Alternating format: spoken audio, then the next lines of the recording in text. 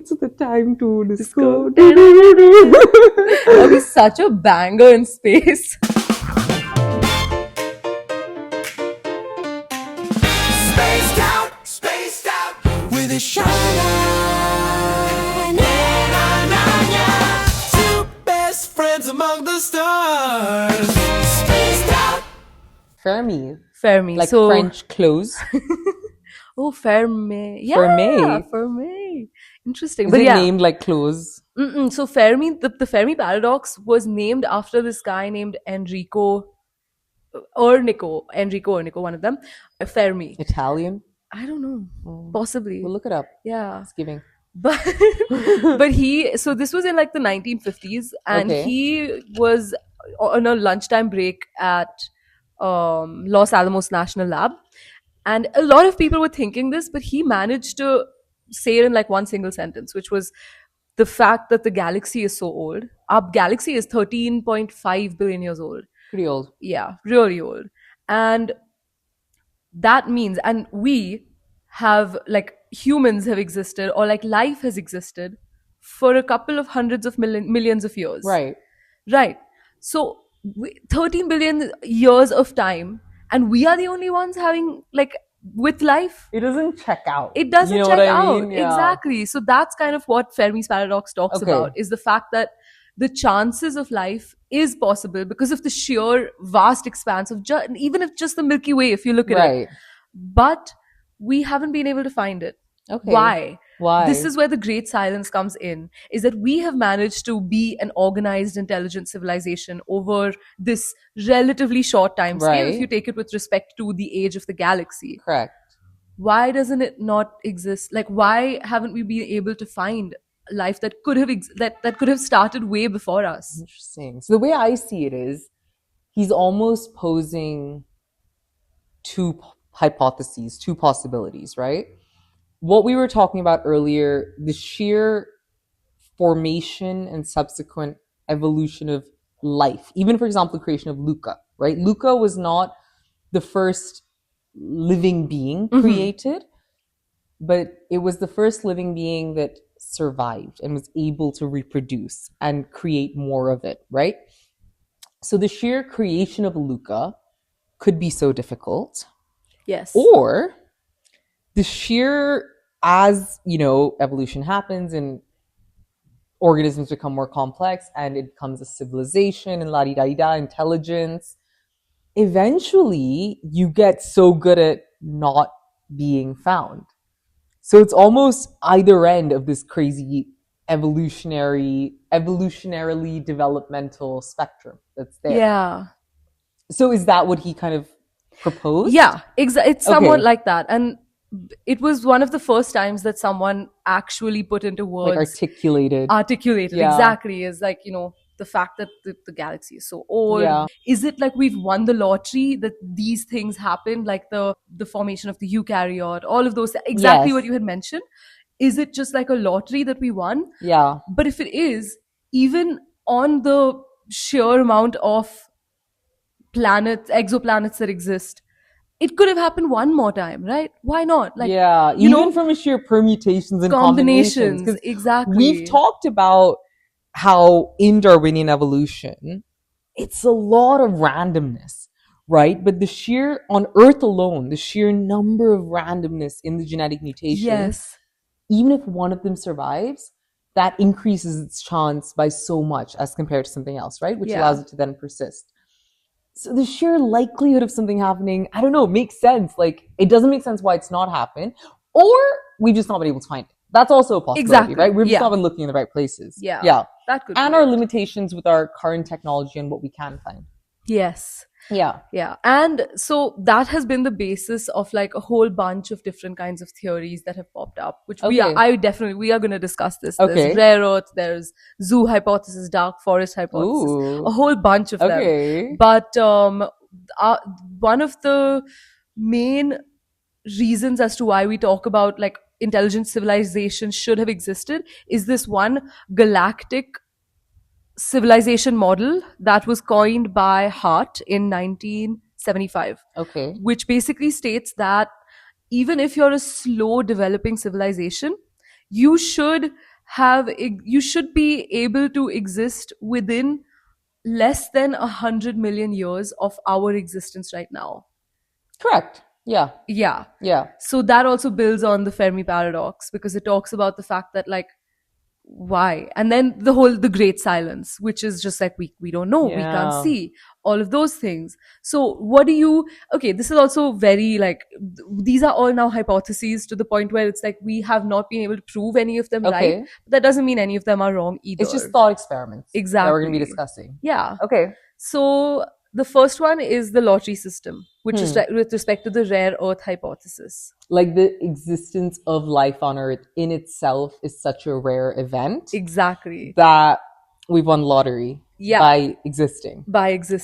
That's the rare earth hypothesis. So a lot of people believe in that, is the fact that this great silence is not that the intelligent civilizations are obscuring themselves from us. It's more about the fact that no one else is there. It's just this huge graveyard of just gas and dust and nothing else. So and there's we this are like quote, an anomaly. which is, the absence of evidence is not evidence of absence by a long shot, right? If we're not able to find something, we're looking at a speck of what can be looked at, right? Be it where we're looking, be it to what extent we're able to look at it. Like you said, it's just 2 pixels on a screen, right? It's just atmospheric composition.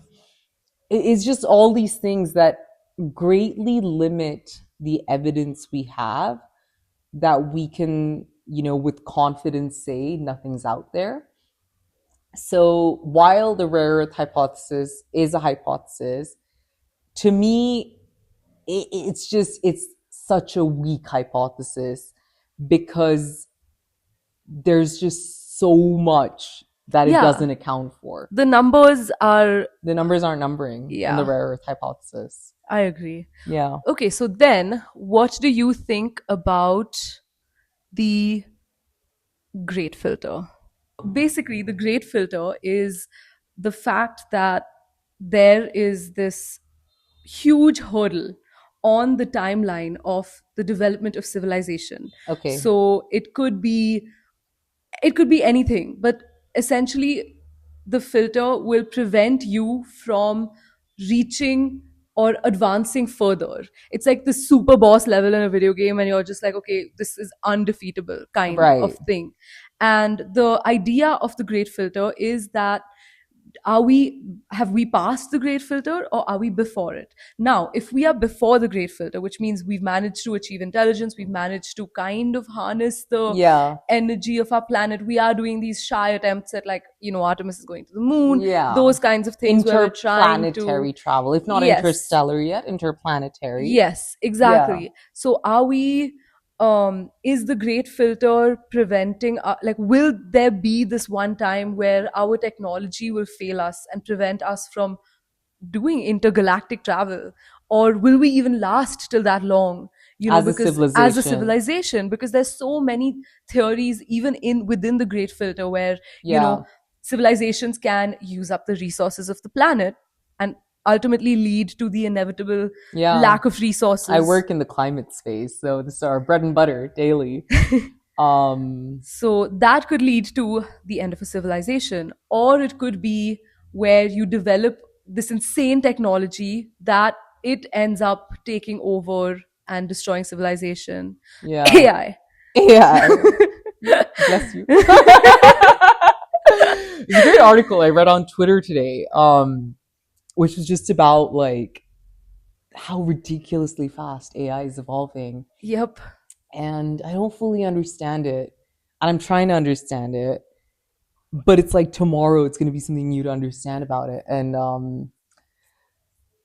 we'll get to that. We'll get to kind of potentially the great filter being ahead of us, right? Because there's a lot more to discuss on that front.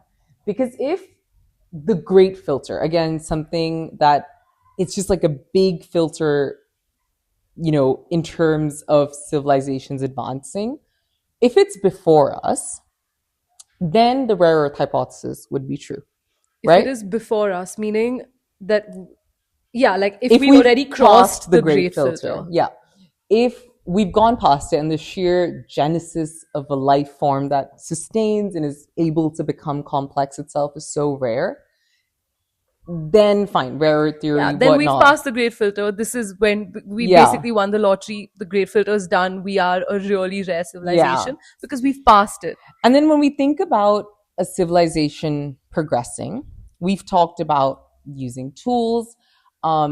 When I was reading on Wikipedia about what defines humans as a civilization, one was cultural exchange and the documenting of knowledge. And it was written as enabling memes, which I initially thought was like memes. But meme is more just shared cultural ideas and beliefs that, and even knowledge.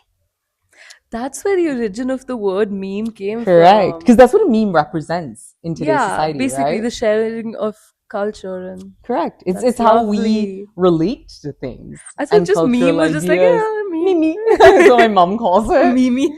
Meme. but yeah, so those are steps that have led to this sort of more advanced type of intelligence that we have.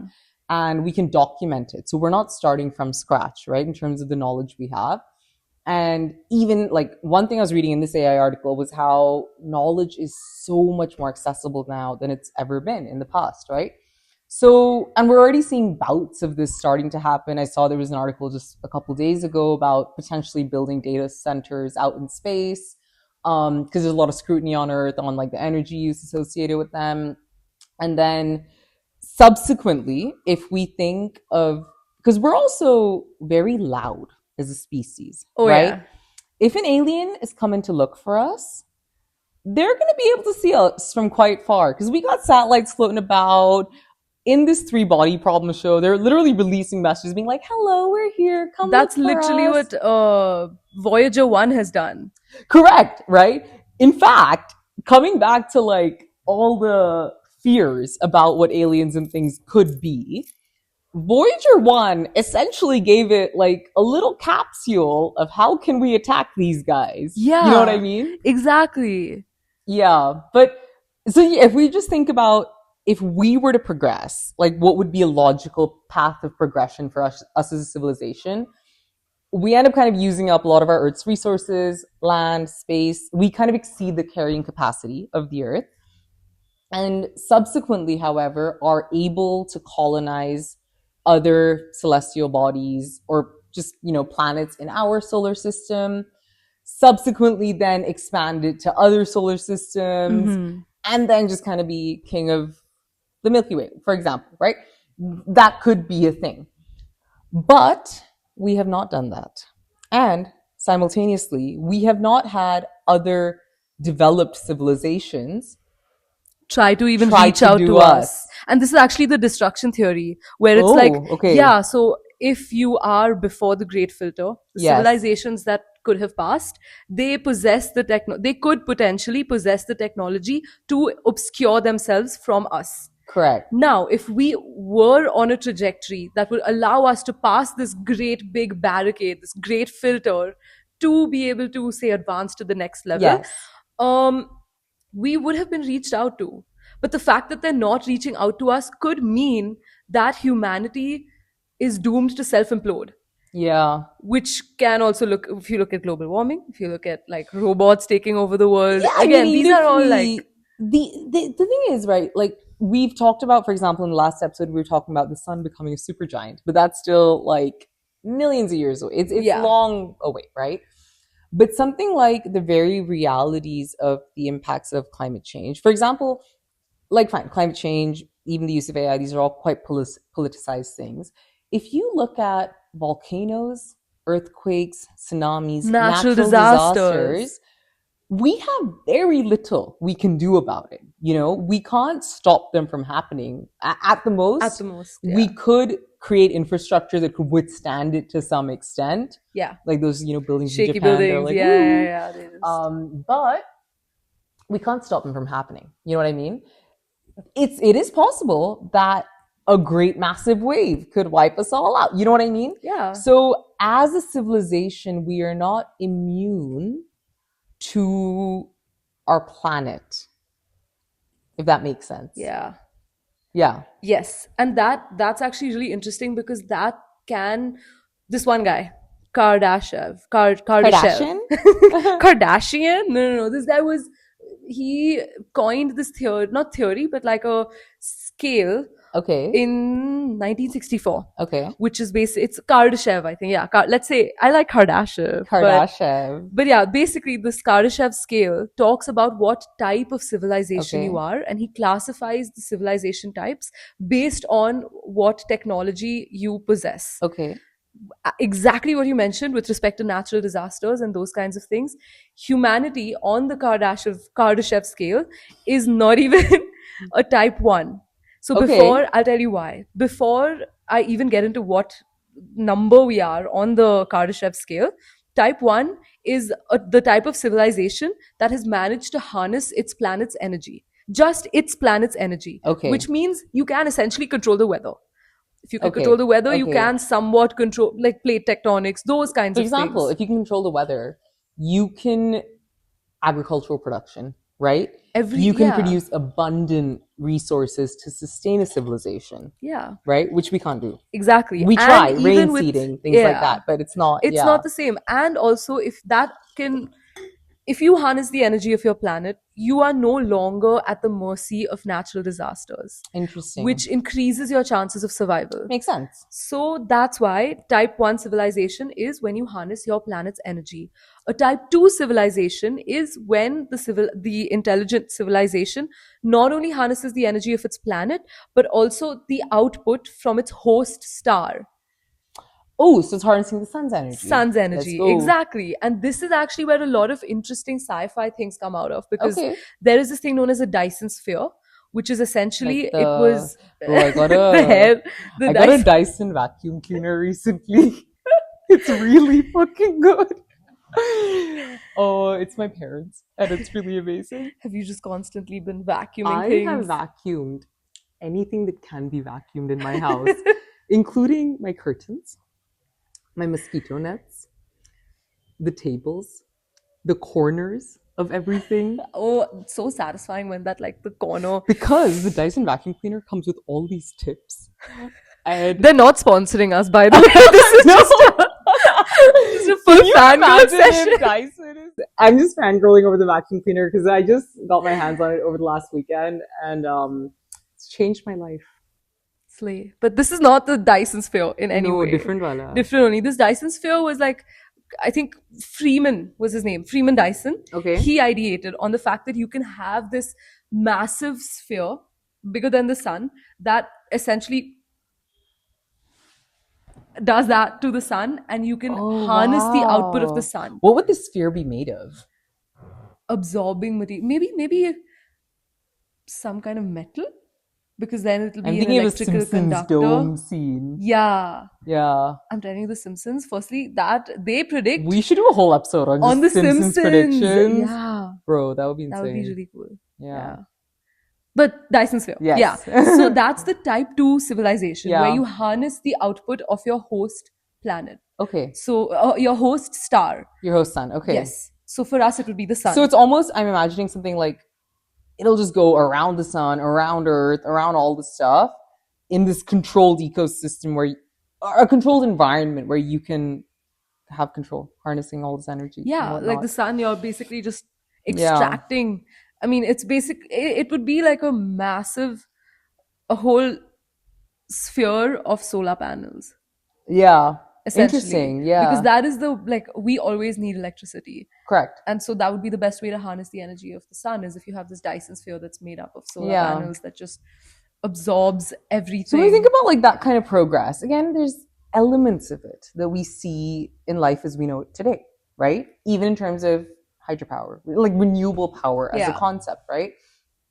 And it's taken a while to kind of evolve into that, but we're seeing elements of it. But just the sheer scale at which we're going to have to do that Yeah. in order to harness the energy. We don't have that kind of tech yet. right, So that's type 2. okay, Type 3 is even more insane, because a type 3 civilization, according to the Kardashev scale, is a civilization that harnesses the energy of its galaxy. Yo, of all 10 billion of the stars. exactly, the entire Milky So Way. if the rare Earth hypothesis is true, we have the potential to become a Type 3 civilization. Yes, because of no eons competition. down the line. Yeah. Yeah. But So the Type 3 civilization is the galactic travelers. You've already harnessed the solar Yes. system, all of those things. Can you try guessing where on the scale does humanity as a civilization stand? I mean, based on what you kind of said of the definition of a Type 1 civilization, we're definitely not there yet. Correct. But I feel like we're not far off. So I'd put us at like a 0.8, 0.9. Wow, that's actually really close. So Yeah? according to the Kardashev scale, we are a type 0.7. Okay. Yeah, which means we are harnessing the energy of our planet in some ways, Yes. such as solar panels, hydropower, hydroelectricity, wind Yes. energy, and all of those things. But we're just not there yet, because if a Not there tsunami yet. just comes, Yeah. or like an asteroid comes and hits, there's nothing we can do about it. Yeah. Interesting. Now, coming back to the Great Filter, right?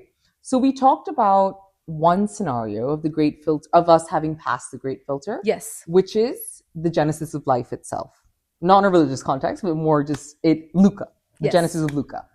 The second Great Filter, in my opinion, is eukaryogenesis. So moving from a prokaryote to a eukaryote, right? Becoming a slightly more complex being.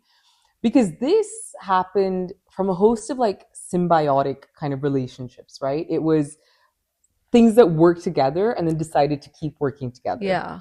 I went to my 11th and 12th grade, we were in a school called Symbiosis. Really? Yeah. And a lot of my friends used to just Y'all copy homework off of symbiotically- each other. And that was the Symbiosis. Was that like the school motto? Yeah, no. But like the word symbiosis is just so interesting. It's a good word. Because, yeah, it really is. And there are so many different forms of symbiosis that we see, Yeah. such as me stealing bio homework from someone else. Yes. And then I giving them my math homework. So that's mutualism, where you Yes. help each other out. Now, if you were just stealing homework from someone, but they weren't too bothered about it, and you gave them nothing in reverse, that's commensalism. You're getting benefit, they're chilling. Yeah. But if you're stealing homework from them, and then if you're stealing like the physical homework and not letting them do their homework, that's parasitism. In a nutshell, using a homework analogy, that sums up the three types of symbiotic relationships that can be there. But for eukaryotes to form, it would have had to be a mutualistic sort of thing that fostered the survival of both. So that could be one great filter, right? The formation of that. Now, I'm still talking about great filters could have crossed. The third, the way I see it, is now once a slightly complex organism's formed, for it to become more complex, that happened a lot quicker. Because I think the time it took from Luca to eukaryote is far longer because just lower likelihoods of survival as, just this woo. Whereas when you're a bit more complex, you're able to do a lot more. Yeah. Right? What would be like the rough time scale from like eukaryote to a little more rough time scale? I think it would be like 1 billion years or so. I would have to fact check it because from what I remember, Luca came about maybe like 3.5 to 4 billion years ago. Whereas eukaryotes only came out about like 2.5 to 3 billion years ago. Whereas animals in like the sort of kingdom was only about 800 million years ago.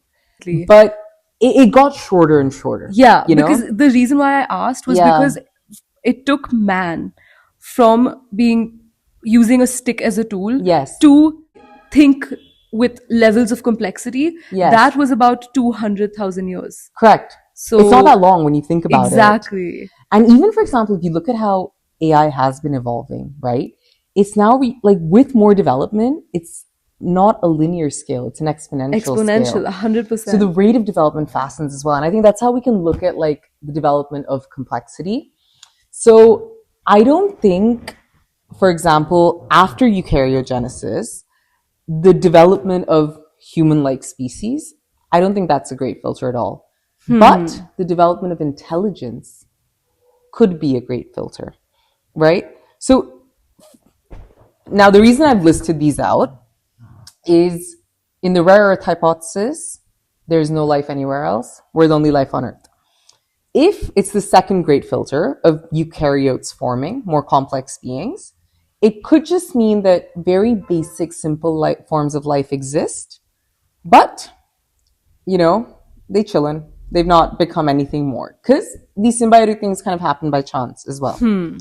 The third is for intelligence to form, it could be sort of animals, things like this kind of coexisting, like complex organisms of some sort, coexisting without any kind of technological advancements that might, for example, have them coming out looking for us, or for them to build any kind of infrastructure that we could identify as a sign of life, right? So I think these are three possibilities if we have already crossed the great filter. Yeah. But if we have not crossed the great filter, then alien life is, if we discover extraterrestrials, it's pretty freaking scary, because then they are automatically our opponents, because very few people, very few civilizations would be able to pass the great filter.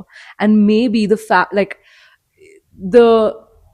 you will have to kill everyone in order to advance, essentially. why? So this actually brings us to the dark forest theory. Okay. So I'll tell you how. It sounds like an avatar in my head. Yeah, but so basically the dark forest theory, I really like it because it comes from this sci-fi novel. It's a Chinese novel that was translated in 2015. Okay. It was released in 2008. And it basically talks about the fact that in order for your own survival, the existence of something else is a risk. The existence of another person is a risk. Yeah. So any rational person would try to stay quiet in a dark forest theory. You do not want to be discovered. Interesting. Okay. Yes. Okay. And so if that is the case, then alien civilizations do not want to be discovered. Yeah. Which also brings me back to Three Eye Atlas, because it obscured every single time we tried to find out more, it obscured itself. Ooh. As a passive observer, which is like if you're looking at, like if you're in Bear Country and you're looking through it, like not telescope, Galileo, but if you're looking through binoculars, hey, actually. yes, but if you're looking through binoculars from afar at a bear, that's fine. Versus if you're running towards it with a stick, yes, that is very different. Interesting. Okay. So it's more risky to be running towards it with a stick. Yeah. Which is why you would prefer to just be obscure. So I have a question on this. Now, would you need to be a more technologically advanced civilization to make yourself obscure? Because as humans, and I think just general kind of capitalistic nature, we are very loud as a species, right? We leave evidence. We want to be seen. We want to win. But I imagine, no, you would need a certain level of intelligence to make a choice to become obscure. And potentially, especially when we've talked about how we go about finding life, even signs of disequilibrium is a sign of life, right? Yes. So I imagine you would need quite advanced technology to not let out any signs. Yes. Or it could be, remember you were telling me that like life could exist, but it's so primitive that it doesn't make any biosignatures that are observable by us. Possible. That could possible. also be, that could be possible as well. But yeah, so the whole like dark forest hypothesis talks about this, is the fact that making yourself known is a risk. Which is why, which is why but civilizations, intelligent civilizations and life forms would try to stay stealthy. Got you. But then we just go and send freaking Voyager 1 out being like, here we are, come attack. Which is kind of scary. But that's also why if the great filter is ahead of us, we need to annihilate the competition. Yes. Because if we don't, then chances are they will annihilate us. Fascinating. That absolutely blows my mind. Because if the great filter is ahead of us, I was just trying to like conceptualize it in my head. So the reason it's scary for us to find another civilization, another alien species, means they have crossed all the filters that would be before us, which then means that the filter is more likely ahead of us.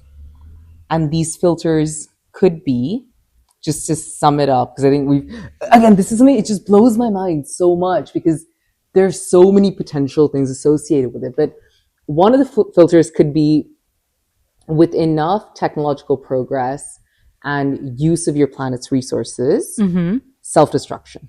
Yeah. Right? Or I guess it would just be then technological progress becoming so advanced maybe, but it then gives another alien species potential to annihilate you. Yeah. Yeah. Yeah, because you're on the quest for the same kind of interstellar, intergalaxy colonization. Exactly. Got you. Okay. So that is the dark forest hypothesis. Interesting. Which you obscure sprung yourself. up- You don't want to be found. Yeah, you obscure yourself Yeah. completely. It's giving like according to Amazon that. vibes. And it's kind of giving like, even so the dark forest theory came in 2008, but the general sentiment, if we go back to like the Cold War time, okay. right, it was like silence was everything, you know, like not like keeping quiet, not really like saying things out loud. Exactly. Yeah. That's kind of where this dark forest hypothesis came from, is this Cold War mentality of not wanting to, it's too risky to even let yourself be known. And that is really interesting. And because the way I see it, sorry to cut you, but it's almost like if you become a more advanced civilization, what you'd mentioned about a type 1 civilization where you can harness the power of your own planet, you might not feel the need for further colonization, right? Especially if you have this mentality of, we don't want to be found. We're able to work with what we've got. Because, again, I think there's like two types of alien civilizations that could exist. People like us who are very loud, like, hello. Or people who are just more risk averse and don't want to be found. So if they've developed to a stage where we're like, wait, we've got a lot going for us, let's keep it to us.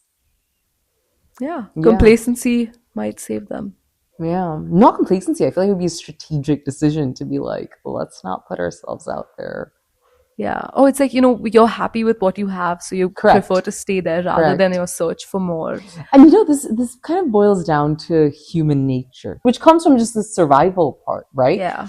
And power kind of relates to how 100%. You survive and all of that.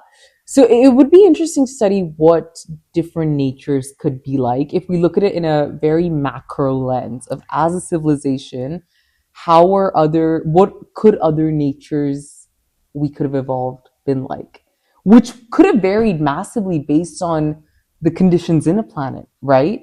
How likely is it for life to come? How likely, for example, could evolution even happen in a way where it's not even a question of survival of the fittest, where if it's just a much more fostering environment, or the traits evolved a lot more quickly? I'm going on a lot of tangents here because I feel like these are such broad things. Yeah. But I think it's something interesting to think about. 100%. Yeah. Yeah. Carry on. Yeah. We actually haven't spoken too much about Voyager 1. Okay. And basically, Voyager 1 is this space probe that has now reached the edge of our solar system. The Oort cloud. Yes. Let's go. And wait, I have a question about the Oort cloud. Is it like a spherical ring that goes all around? That's a great question. Our solar system? Yeah. It's not. It's a sphere. It's not a ring like the ones you see in Saturn and Jupiter. It is a cloud that engulfs our... Yeah. We are essentially existing within the Oort cloud. Oh. Yeah.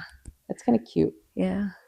I love the name. Oort. Voyager 1. Voyager 1, yes. So there are coordinates that exactly tell you the location of the Earth. Let's go. And there's a whole bunch of messages. Actually, we can do a full I have other a question episode on the this. coordinates, right? It's based on our numerical system and how we've mapped out and created coordinates on the Earth. Yeah. Even if our alien friends had a flipped map. You know what I mean?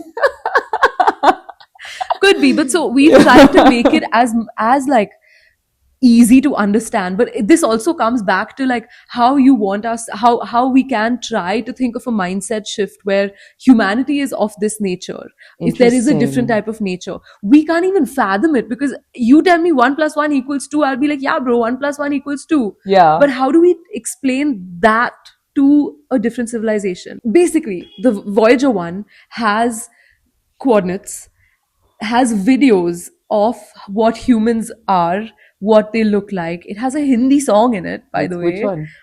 Some old one. Bro, Kal Ho Na Ho has I know, the they really should have put Kal Ho Na best Ho. Hindi songs in my opinion, because it's the movie I've watched the most.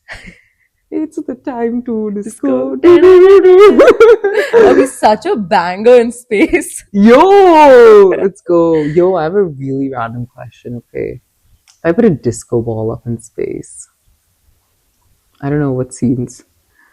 It would just reflect light. That's it. Like all around. It depends on how big the disco ball will be. If it's as big as the moon, then our night sky wouldn't look like the night sky. It would be way more like much brighter. Yo, Yeah. that would be So sick. cool. Yeah, like I'm some not just radiation picturing a shielding. disco sun now, and I low-key have FOMO that we don't have that. Disco sun. I'm sure, not a disco sun, a disco moon. A disco moon, because then the light can reflect Yes, everything yes. in the disco. Not like, disco sun. Disco sun, like sun we need for light. Yeah. Disco moon for little. It's the time to disco. Voyager 1. Voyager. Why were we talking about Voyager? So we have essentially sent this spacecraft Yeah. with all the information that an alien civilization would need to Yeah. locate us, which is it's scary. It's fascinating. But then it could also just be from this pub of, we want to be friends with you. Is that how they will take Is it? that how we don't know? Exactly. Not We in the don't three-body know. problem. Not in the three-body problem, not in the dark forest Not in hypothesis. every sci-fi novel that's come Yeah. out. Like, Exactly. yeah. So Interesting. That So was what are the there. other hypotheses? We talked about rare earth, dark forest. Rare earth, dark forest, the destruction, self-destruction, Yes. where, you know, we either use up the resource of the planet and just get Yeah. destroyed. Or create a technology that Destroys consumes us. Yeah. A lot of Black Mirror-esque scenarios, which, I don't know, is starting to feel... Yeah, like, it is very bleak. They're starting to feel tangible to some extent, right? Even if it's not like doom and gloom ATM, it's tangible. We can trace the steps for how it might happen. And now come to think of it, this can explain the Great Silence, which with respect to the Fermi Paradox, about the fact that there could be so many, but they haven't reached out to us because we're doomed for annihilation. Yeah. Or they're all doomed. Like you said, you know, we're relatively younger as a solar system, and we are, you know, further away in the Milky Way. It could just be that if self-destruction is the great filter, there could just be a lot of self-destruction that's already happened. Yeah. And that could explain the Great Silence. But if that were the case, we would... One sign of past life that we could look for could be just technological remains or infrastructure remains of some sort, right? Because again, as we've developed as a civilization, we've built buildings that grew taller. We've, you know, done a lot of things. And even as we've gone out into space, and if we eventually even colonize planets around us, we gonna be building some structures on them, I'm sure. Yeah. That you know, others that can be recognized and said, okay, this is created by a living being, right? It's a sign of civilization. So yeah, it could just be like they've already destructed, because we've also not found any of these other quote unquote signs that are there. Or they could just be observing us from afar.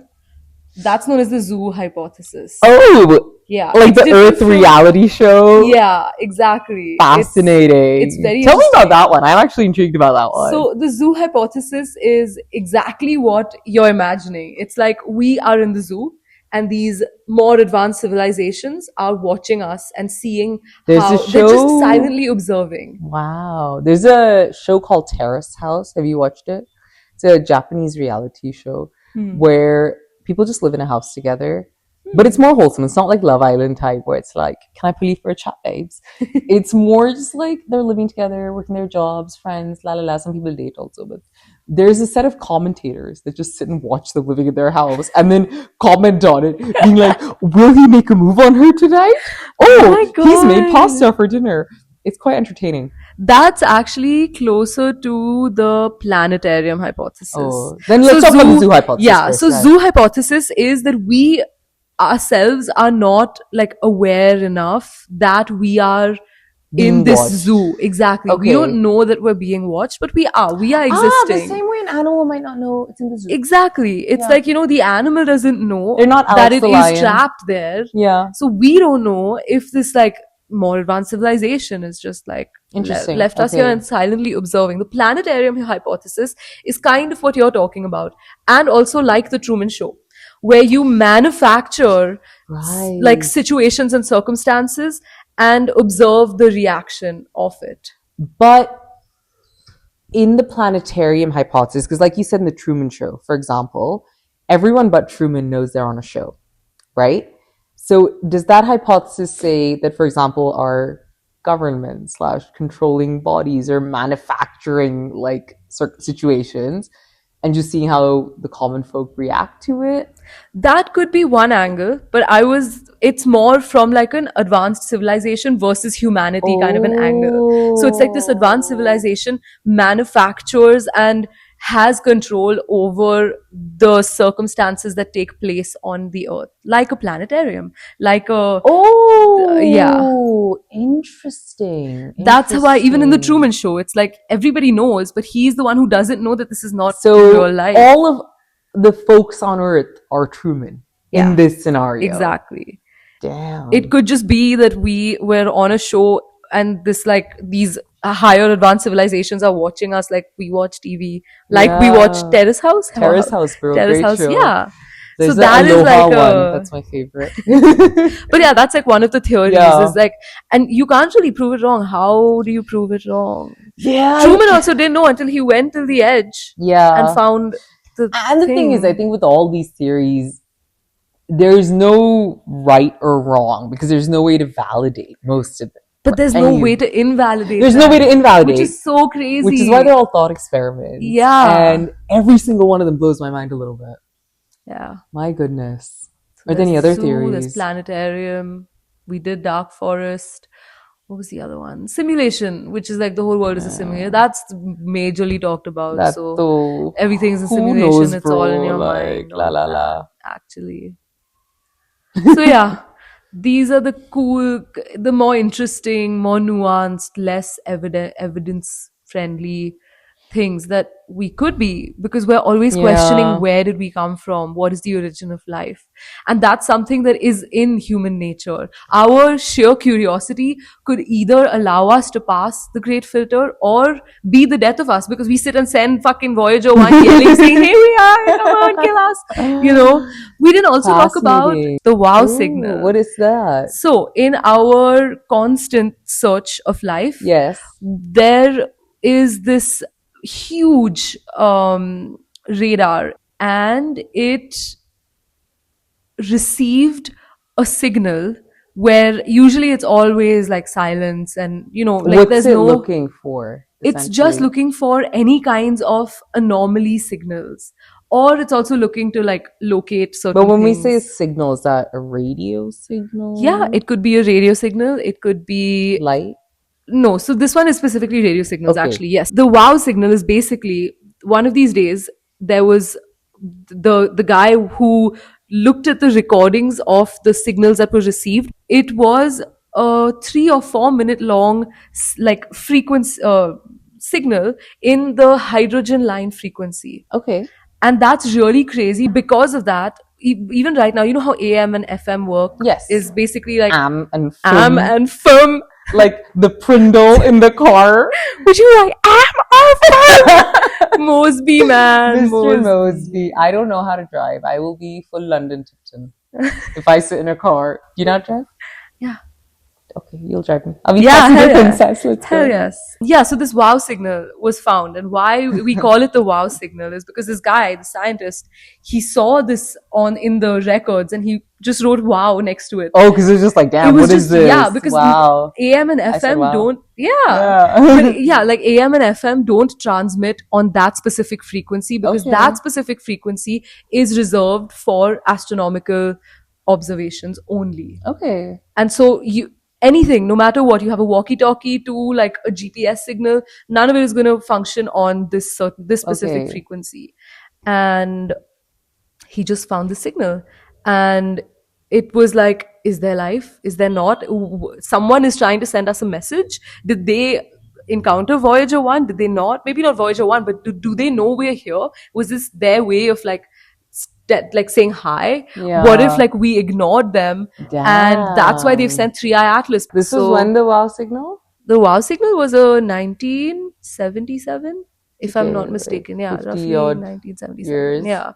But yeah, I mean, it's insane that we got this. And it could also just have been like someone messing with like, Yeah, it you know, could like be, it could yeah. be like an anthropogenic thing. But yeah, it's just crazy. And we never heard back after that. So Damn. but there's so many signals There's like so that. much. I think I would be, again, there's so many conspiracy theories and things out there, which I don't fully want to go into, but I think it would be interesting to just cover all the times we've gotten excited about something that could surprise us, you know, in the realm of space, such as the wow signal, and then theorize on what they could be. All right. Well, thank you for joining us on our second episode of Spaced Out. Spaced out. Spaced Out. I'm gonna have some more of this. Do you want some? Yes, I would Quite love full, some. bro. So good. Go Too for yummy. it. Cheers. Thank you.